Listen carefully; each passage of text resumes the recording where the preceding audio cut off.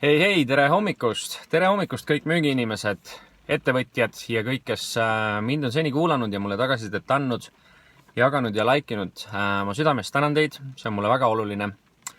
Ja teemasid on ka juurde tulnud. Teie olete põrgatanud juba uusi teemasid, seega mul on juba väikene teemade järjekord ja ma olen selle eest teile väga tänulik. Tänaseks olen valinud sellise teema, mis ma arvan puudutab kõiki.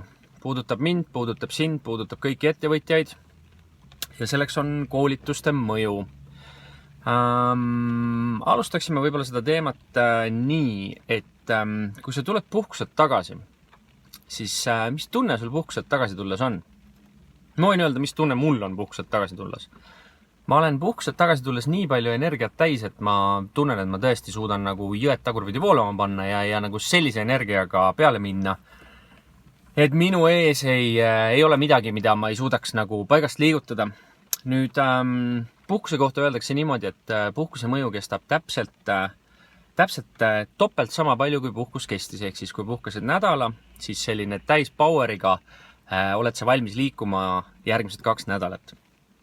Nüüd, kui me vaatame koolitusi, siis kes oskaks pakkuda, kui kaua kestab koolituse mõju? Ja toetudes väga paljude ettevõtete juhtide murele või arvamusele, siis kohati ei kesta müügikoolituse mõju üldse.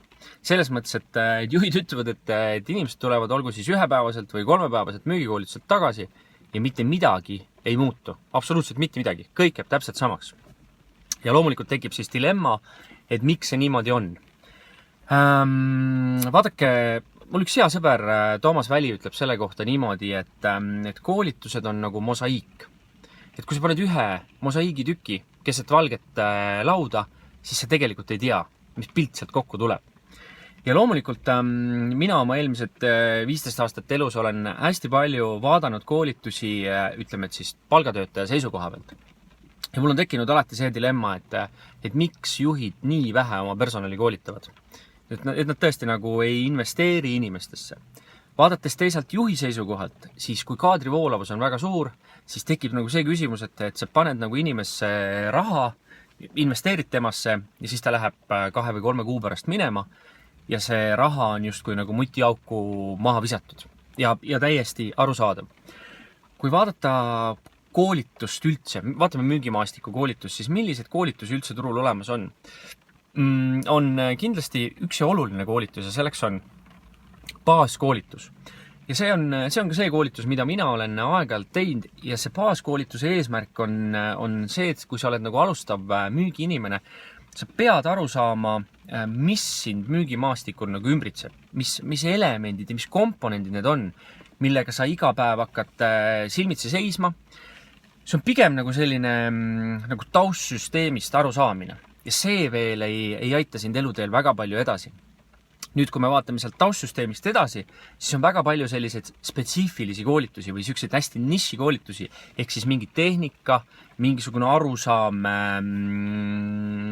mingisuguste psühholoogiliste elementide kasutamine oma igapäevases müügitöös ja need on ka väga okeid ja väga head koolitused. Mis on koolituse peamine probleem? Peamine probleem on see, et noor inimene tuleb koolitusele ja ta tegelikult loodab, et ta saab sellise võlutableti. Kui sa selle tableti nagu ära sööd, siis homsest päevast on sul oluliselt nagu lihtsam ja kõik juhtub iseenesest. Ilmselgelt see tegelikult ju niimoodi ei ole. Et mis ongi võib-olla koolitusmaastiku kõige kurvem asi on, et töö iseendaga on kõige vastikum ja kõige piinarikkam töö. Nad tööd iseendaga ei taha väga palju teha, vaid loodavad, et koolitus lahendab nagu kõik nende mured. Paratamatult ei lahenda. Kui ma vaatan näiteks iseennast, et mul ei ole täna ühestki ettevõttest palgatöölisena koolitust küsida. Küll aga olen ma näinud oma 2017 aasta koolituspatsetiks ette 10 000 euri, mis ma olen siis sellel aastal valmis iseendasse investeerima, et olla parem ja olla pädevam. Ja ma arvan, et iga inimene peaks täpselt samamoodi mõtlema. See, kui ettevõtja sind kuskile koolitusele saadab, see on täielik kingitus, sest see tõstab sinu kui inimese väärtust. Loomulikult juhul, kui sa sellest koolitusest kõik välja võtad. Ja kui sa vaatad isiklikust aspektist, siis vaata turu peal ringi.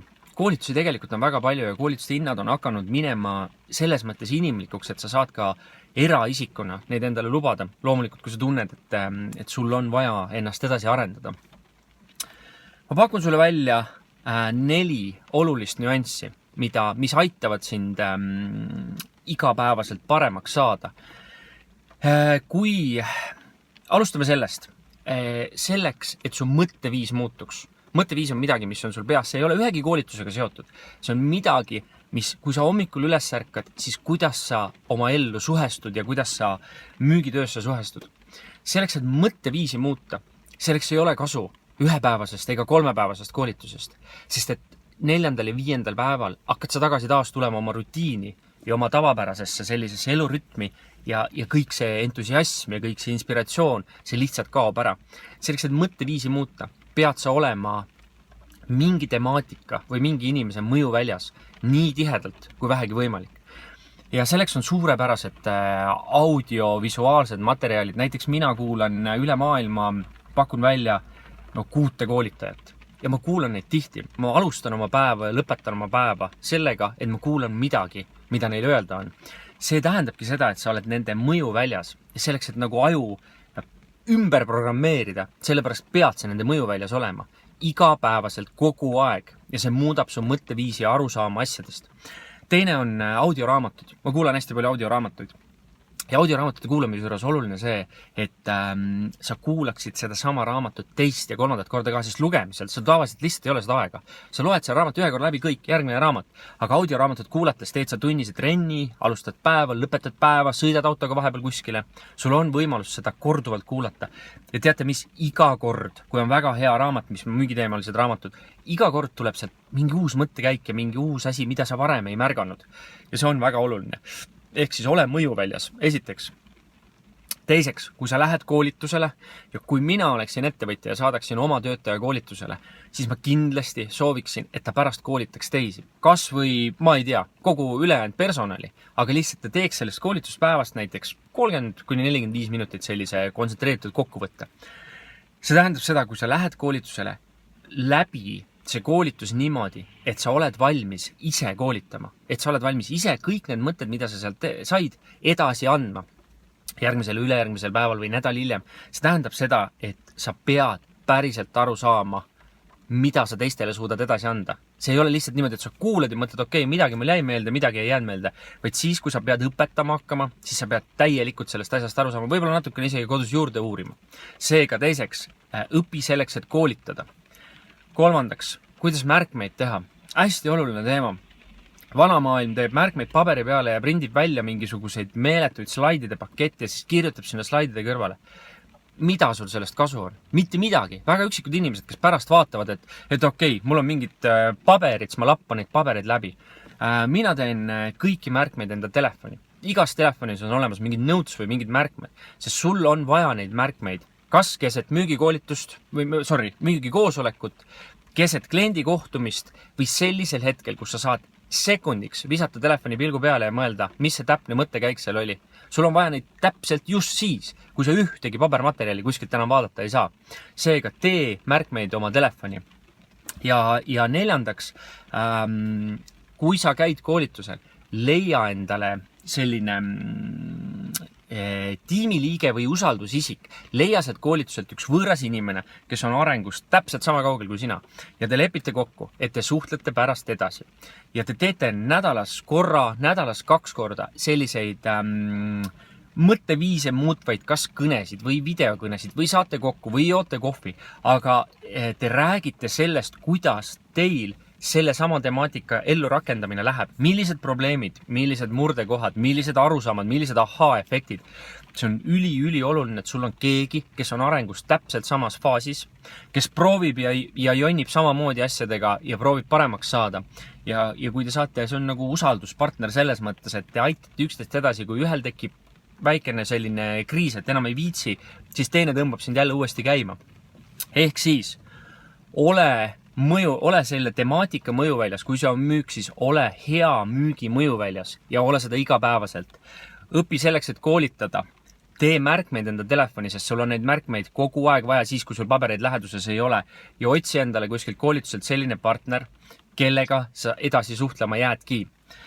Nüüd üks ilus lookene jälle eelmisest nädalast. Kohtusin ühel üritusel ühe tuttava ettevõtjaga, kes pakub meelelahutusmaailmas igasuguseid tehnilisi lahendusi.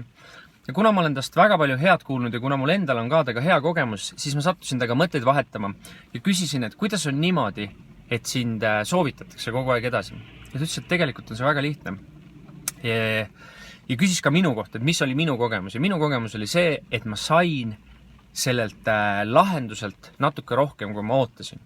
Ja selle peale ta muigas ja ütles, et kompromiss ongi see, et kompromiss on see, et mõlemad osapooled on rahul, aga üks osapool on natuke rohkem rahul.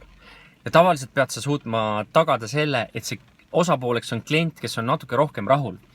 Ja kui sa ei loe kõike minuti pealt ja sendi pealt, siis tähendab seda, et sa pakud kliendile natukene rohkem, kui ta ootab. Ja mis on selle tulemuseks? Selle tulemuseks on see, et ta kindlasti märkab seda, et sa pakkusid talle natuke rohkem, kui oli kokku lepitud. Teiseks on see, et ta soovitab. Ja sealt mul tekkiski see üks mõte, et loomulikult ei ole selle asja mõte, et te peate tegema tasuta tööd, vaid lihtsalt see, et sealt sellisest käitumisest on soovitus väga-väga kerge tulema. Ja te teate ise, et soovitus on kõige tugevam mõjujõud meie maastikul üldse, müügimaastikul. Seega, aitäh teile, et te neid mõtteid kuulasite. Põrgatage mulle mõtteid, mida te veel kuulda tahaksite. Jagage, laikige. Ma soovin teile suurepärast 24. müüginädalat. Võtke sellest viimast. Varsti tuleb päike välja. Aitäh teile. Tšau ja näeme jälle.